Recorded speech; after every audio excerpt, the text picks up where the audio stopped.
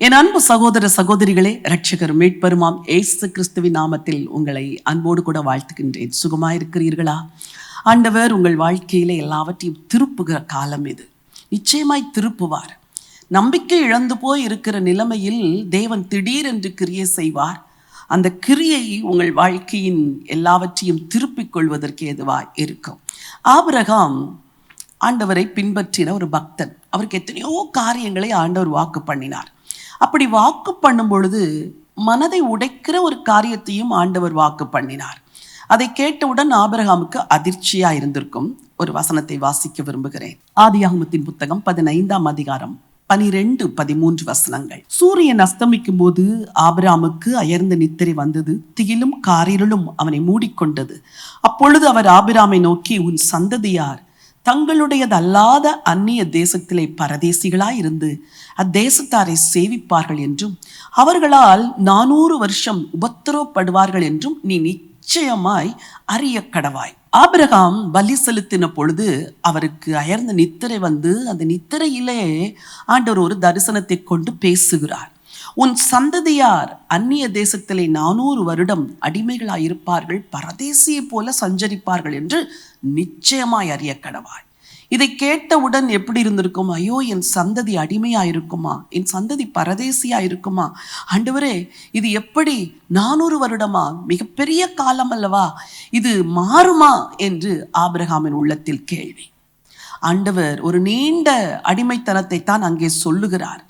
ஆனால் அந்த அடிமைத்தனத்தின் நோக்கம் அந்த அந்நிய தேசத்திலே அவர்கள் பலுகி பெருக வேண்டும் என்பது. ஆனால் அதற்கு பிறகு கர்த்தர் நம்பிக்கையின் வார்த்தைகளை கொடுக்கிறார். அந்த வார்த்தைகளையும் வாசிக்க விரும்புகிறேன். வசனம் 14, வசனம் 16.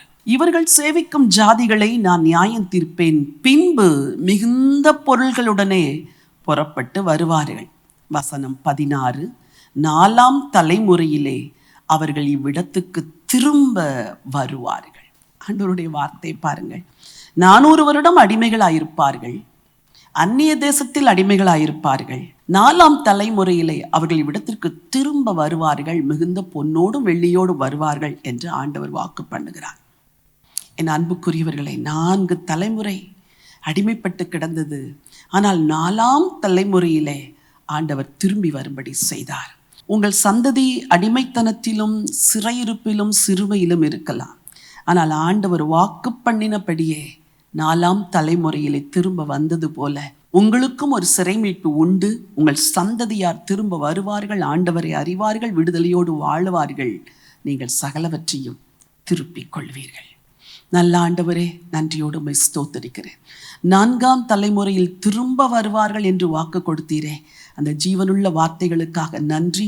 உங்கள் பிள்ளைகளுடைய வாழ்க்கையில் அவர்கள் சந்ததி எங்கெல்லாம் அடிமைப்பட்டு கிடக்கிறதோ எல்லாவற்றையும் கர்த்தர் திருப்பி போடுகிறதற்காய் உமக்கு நன்றி. கிருபையின் கரத்தில் ஒப்புக் கொடுக்கிறேனப்பா. ஆசீர்வதித்து வழி நடத்துங்க ஆண்டவர் இயேசுவின் நாமத்தில் பிதாவே, ஆமென். பிரியமானவர்களே, ஆண்டவர் எல்லாவற்றையும் திருப்பி தருகிற தேவன். நீங்கள் எல்லாவற்றையும் திருப்பிக் கொள்வீர்கள். அடிமைத்தனங்கள் மாறும், சந்ததியின் மேல் இருக்கிற நுகத்தடிகள் மாறும்.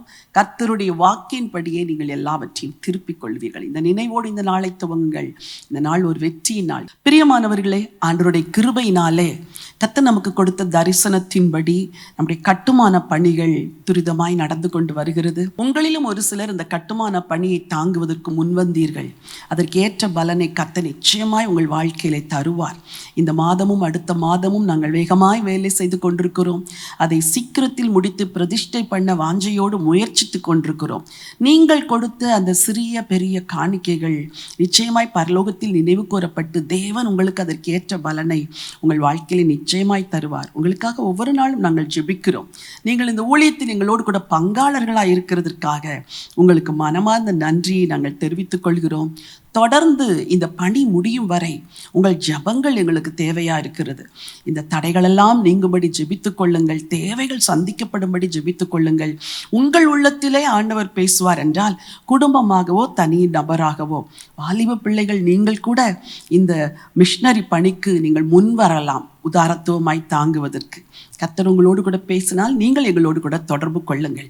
இதற்கு ஏற்ற பலனை கர்த்தர் உங்கள் வாழ்க்கையில நிறைவாகவும் நிச்சயமாகவும் தருவார் என்று மனதார நான் வாழ்த்துகின்றேன். God bless you.